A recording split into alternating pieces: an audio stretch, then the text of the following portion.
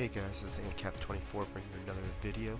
Today I'm going to concentrate on the defensive side of the ball and give you a tip on a way to defend the mesh concept, the double cross concept, the double slants. I've been getting hit a lot on that online, and got a lot of people asking on better ways to cover that. I think got a concept that definitely is worth trying and seeing how you guys like it. It's been something I've been labbing and been doing in games, and it's been working well for me. It's not the end-all be-all. You cannot pick it every single play for it to work, but it is something that when you feel vulnerable and you know it's coming, it's something that you can go to and have some success covering it. So let me teach you the concept, teach you basically how I run it, and then kind of build from there and kind of show you the whole thing here. So basically what I got going on here is it's going to be add the nickel 245, and it's going to be cover 4. Okay, you're looking at me and saying, Ancap, how is cover 4 going to be something that's going to stop double mesh, double cross, double slants, or anything of that nature? And I'll get to that. And basically there's some things that I like about the cover 4 that we can use as a base to do our adjustments on, and I'm going to teach you that concept first, and then I'm going to teach you some plays that work a little bit better using that concept. So this is kind of a build on a concept and kind of show you from the ground up. So we're going to go ahead and call that play there, and then on this side let's go ahead and find a double cross type pattern that we see a lot. Okay, here it is, PA double cross. So go ahead and throw that up on the screen. A lot of times what we're getting a lot is that Y and the B do a natural mesh, creating an easy crossing patterns, whether it's drags, whether it's a drag slant, whether it's a cross and a drag, whatever it is, doing that creates this type of mesh concept that gets the rub, that gets them to get that extra yardage on the crossing. So this is what we're going to do on this play. I'm going to go ahead and show it to you. First thing, the guy that's highlighted is my right outside linebacker on the screen. I'm going to put him man coverage to the Y receiver, and this outside linebacker put man Y coverage on the B receiver. This is what I call, actually I messed this up here. Okay, there it is. This is what I call cross coverage. Okay, what it's going to do, and I'm going to leave it at this. I'm going to show it to you right now just like this, and then we're going to build off of it, but just so you can see the concept and go from there. The Y defender, the one that's right above the Y, that outside linebacker on the left hand side, he's going to go ahead and he's going to go about halfway to the field by the time the B route does his cross. He's going to turn around and basically do a type coverage that's a lot like what you would see on an inbounds pass in basketball, where he's got his back turned and he's kind of defending it from the underneath position on a trail. Now the A, because this guy is more in the tight slot, he's going to have a little bit harder time keeping up with him because that cut's going to be quicker. But I'm going to tell you why it works. As that guy does the trail, the Y is going to beat that outside linebacker on the right that's over the A. But where those two blues are in the cover 4, that's why I like cover 4, is because those guys are your safety valves. When I show the play, you'll see what I mean. By the time they cross and they beat those linebackers, those guys are in a position where you can't throw the ball due to the fact that you're throwing into that coverage. So let me go ahead and show you the play and how it's going to work, and just basically break it down. So the one other thing that I didn't mention, you want to go ahead and always do the pass commit. Reason being, it doesn't want to throw off anything if they do the play action on the cross. Like you see, a lot of the plays are play action crosses. So make sure that you do yourself a favor. Always do pass commit when you think there's going to be a pass. So let's go ahead and run this play. And I'm not going to throw the ball. I just want to show you the coverage. Alright. So here, not throwing the ball, it's going to look a lot like a all-out coverage where you saw a lot last year where everybody just sells out and does it. And by all means, the way I just showed it to you, that is the way, okay? But this is not the way that I'm going to show you to run these plays. But I just want to show you the concept of where the 4 is and whatnot. So let's go ahead and take it instant replay and show you what I'm talking about as far as this coverage goes. Let's start off with this guy right here. That's the guy we're covering with that linebacker. Okay, so if you look him over there, that linebacker is going to come across field and he's going to look at him, right? See, right now, let me go ahead and do this. You're not going to throw this ball yet because they're going to hit each other in the middle. They're going to wait until they cross each other to throw this ball. If you look at my outside linebacker, he's waiting for him. He's waiting for him, right? He turns around and he does that coverage that I was telling you about, right? He's basically playing defense in basketball, playing underneath. Now there's that blue route that I was telling you before. He's just sitting there waiting so that you can't throw it and pass lead it to the cross. You can't pass lead it over him. He's playing that double bracket coverage, right? He's got this guy here playing that double bracket coverage. So you got him just manned up 2-on-1, shutting it down. Let's go ahead and back this up and tell you how I show it on this side now. This guy here is going to do the same type thing, alright? And now his guy is number 11, Eddie Royal. And see here, he can't throw this ball. One, he doesn't have the option to yet because of the play action. But look at this, there's no way he can throw that ball in there, right? Now, I'll show you when he has an opportunity to. First off, the outside linebacker from the opposite side is covering it shallow, right? You can't throw that ball yet. Can't throw that ball yet. Now, my guy, this is what I was telling you before, he gets beat right here. But look who's sitting there as a safety valve. It's that other blue that I was telling you about in the cover 4, right? And I don't know about you, but I'm not throwing this ball, okay? First off, the first read is going to be that tight on the guy in the slot because he does make the cut quicker. And your linebacker is just sitting there waiting for it. All right, throw it to me. So now you're going to shift your focus to this receiver, and he's hoping that he's going to do it. Now you got this coverage going here, and it's just blanketed, right? So obviously you're looking at me and saying, what is the downsize to this type of coverage? Well, nothing on those crosses, right? But you can't call this play cover 4 because amount of time that you're going to have. You're only rushing 2. If you got 2 defensive tackles that make coverage, coverage sacks by themselves or can beat those guys up, or if you're really good at going ahead and beating your offensive lineman user manually this year, go ahead and try that. But that's not the way to go with it here. They do eventually get in, but with a user that goes ahead and can pick apart your defense when they do that pinball effect back and forth, it could get frustrating. You could get burned. You know, I would suggest if you're going to go with this type coverage with no more adjustments, you want to be with inside the 10-15 yard line when there's not that much real estate to cover, and it's going to be harder for them to have people go deep and do there. So let me show you a couple more adjustments that we can do now that I've taught you the concept. Let me go ahead and show you something. So let's go set this up again. I'm going to go ahead and put in pass commit. Go ahead and man up there. Go ahead and man up there. So that's your cross. Now I'm going to go ahead and take this one step further. If you look at every single guy here, this DB right here that's on the blue, he is an extra defender. This guy has nothing to do with the play at all. Okay? He's just chilling.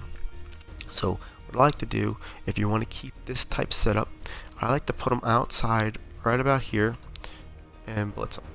Alright?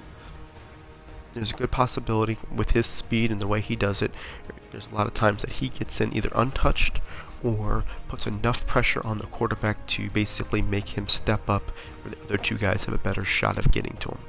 I also like to do is go ahead and put these guys in quarterback contain, change their angles a little bit, give them a little bit more of a wide, get those tackles involved instead of going up against those guards, and you have a little bit better of an opportunity to get this in. So without doing anything else, let me just show you this method of it and see how this works for us. Alright, so I already got the pass commit, and let's go ahead and run this here, and that guy gets it. Okay, so that's one way to run it. Does he get in every single time? No. Okay, if you don't put him in the correct spot, sometimes that left tackle will get there. If you forget to quarterback contain, that guy will get there. But a lot of times he just gets a nick of him and he's still able to beat him with his quickness. Okay, so that is one way to run it. Alright. Now, again, I'm not going to say this is the cure-all of defenses, but it is one way to do it. Let's just show it to you one more time. Alright, so I'm going to go ahead and in order to man up, so I'll give you some quick things. You press down on the D-pad, right stick up, and then B there. So down, right stick up, Y there. So you do it really quickly there. Go ahead and do quarterback contain. Take this one guy who's not prevalent to the play, put him over here, and blitz him. Right? You can see if it's in the middle of the field, it's just inside the numbers. Let's go and do this here. He got a little bit less of a and this is what you're susceptible to. This is what I was going to show it to you before. Is if you don't put him in the right spot, or if the guy gets a good jump on you, he does not always get in. But let's go ahead and try this again. But you know right there, even if he doesn't get in, your guys are definitely all covered. Alright. That's what I was telling you before. He gets around him with his quickness. Normally he will finish that ball.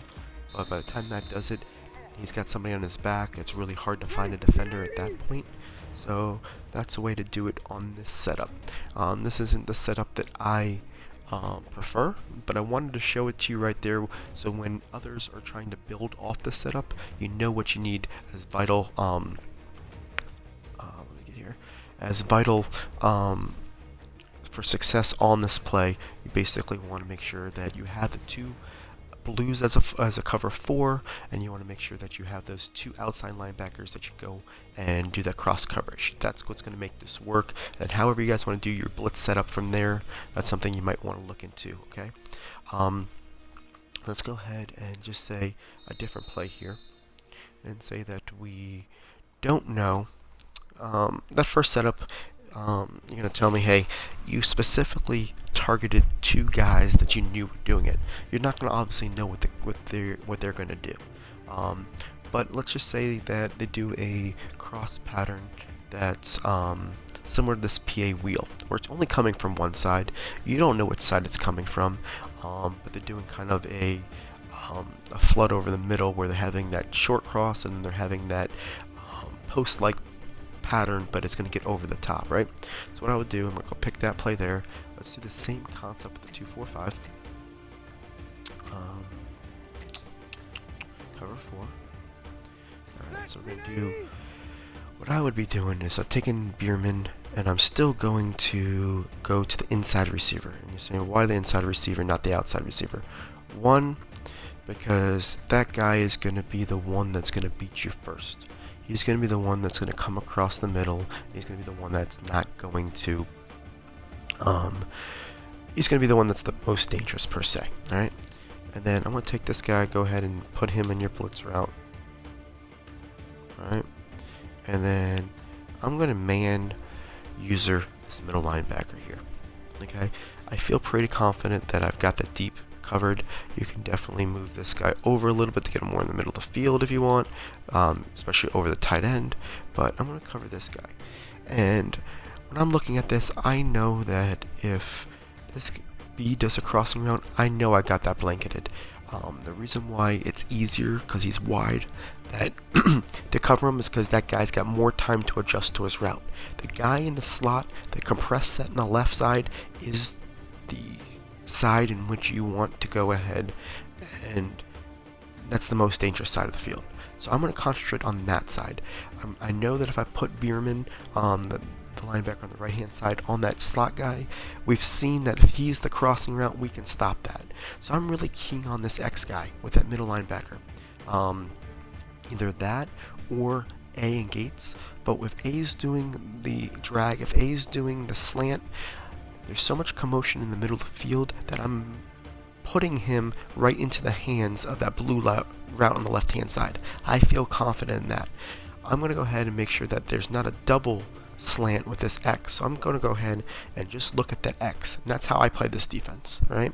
So when you go ahead and you hike this ball in, I am trailing this X, and basically as he's getting deeper, I know that I got coverage.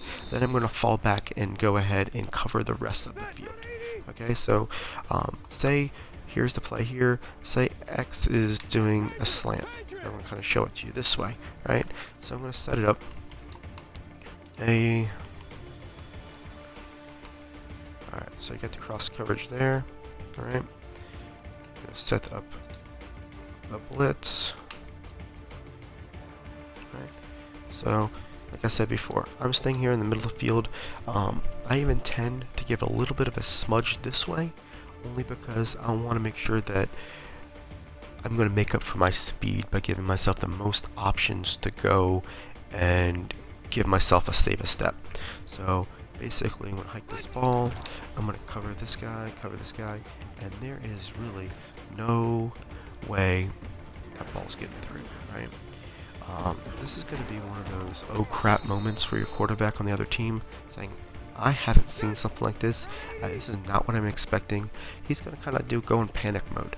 Alright, you take this away, some people start self-doubting what's going to be open, what's not going to be open. Okay, so that's this cover 4 in the 2-4-5.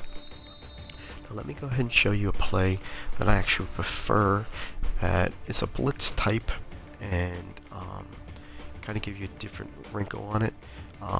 Like I said before, I'm teaching you the concept of the cross coverage, and I'm hoping that some of these defensive gurus out there can build upon this and get us even a better tip off of the winners kit, guys. But this is a start, this is a foundation, and kind of build from here. There is one play specifically that I like that only sends 2 people. That's a blitz. That's right here.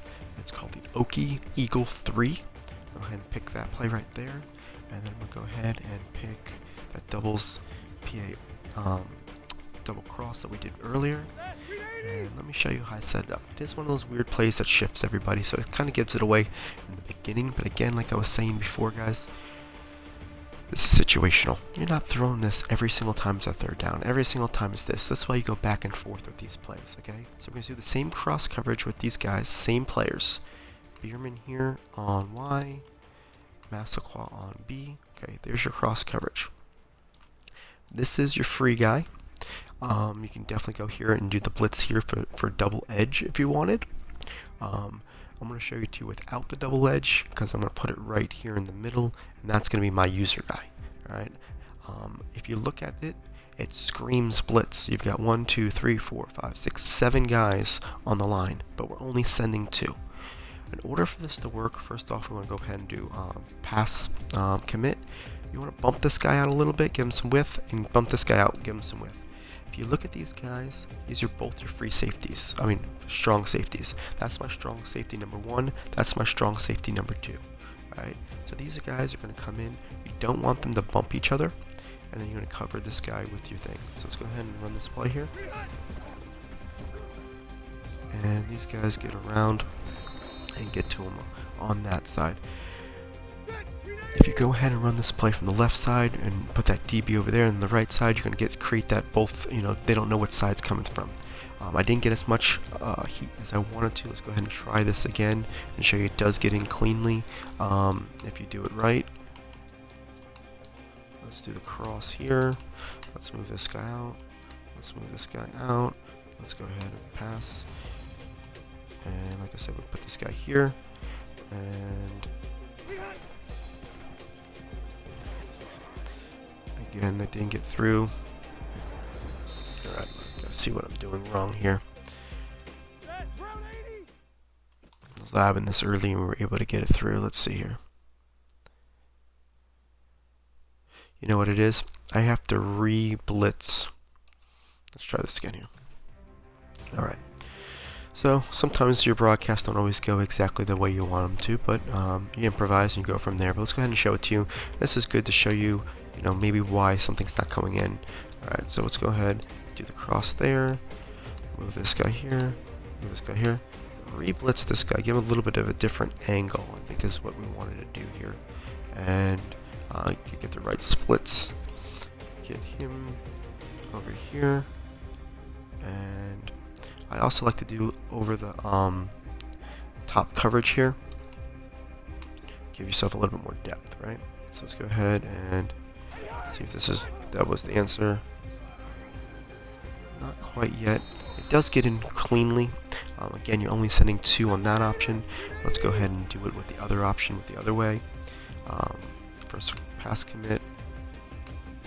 You're going to go him on Y, him on B, him over here, him over here, him over here. And let's go ahead and run this here. So you got it from that side. I'm telling you guys, it does come from the right side. I'd love to show it to you here, and I'm getting less confident on it because I'm not showing it, but I do want to show you to you without moving everybody that it does get there. Maybe it's this guy got to re-blitz. So I just re-blitzed more. Let's see if that was the way it's supposed to be. Yeah, I think that's what it was. I'm sorry, guys. I was re-blitzing the wrong guy. I didn't write notes, so I just figured I was going to remember it. Okay, so make sure you guys all do it right here. Let's show it one more time the right way. We're going to pass commit. We're going to move this guy to the Y, move this guy to the B. We're going to go ahead and take this guy, put it over there. Go ahead and move him out, move him out. Let's see that. I don't know if that blitz registered. Okay, let's go ahead and do it that way. And you get it on from that side this time.